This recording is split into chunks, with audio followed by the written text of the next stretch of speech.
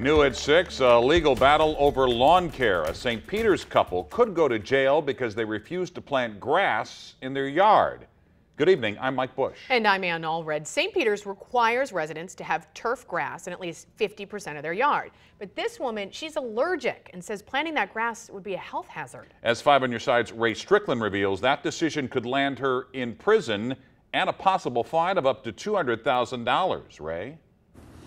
Well, Mike, and normally you'll see roses and other beautiful flowers in Janice Duffner's garden. She spent years building this garden and years fighting to keep it. But tonight, a judge has ordered for her to get rid of it. She's got the daffodils and the daylilies coming up. It's really pretty.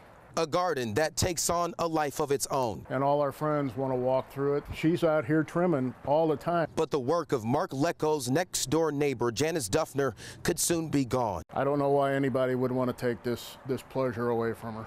A pleasure to some, but not all. Neighbors complained about Janice's garden back in 2014. Some of the people are saying that it's going to bring down the value of our homes here. Lecko says that's not true, but the Duffners were told they were in violation of a city ordinance. It's a law that says residents must have at least 50% turf grass in their yard. If it was there to harm people or something like that, it'd be a different story, but it's not that way. But the Duffners claim putting grass in their yard could harm Janice because she's allergic. So the city gave her a variance, only 5% of grass in the yard. That wasn't good enough for the Duffners. They refused and filed a lawsuit. St. Peter's is just going too far. Too far, Letko says, because the Duffners have been in court since 2014 trying to keep their garden. But on Thursday, a judge ruled in the city's favor, forcing them to grow grass. It's not drugs or anything like that. We're talking about grass.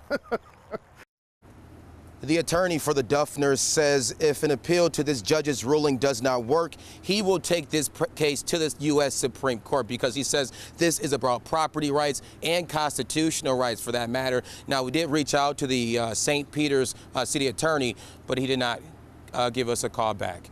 Live in St. Peter's, Ray Strickland, 5 on your side. Now, if you're allergic to one grass, you may have some options. Allergists say it might help to replace your lawn with bunch grasses like perennial rye and tall fescue. These types don't flower and release pollen until they're 12 inches or taller.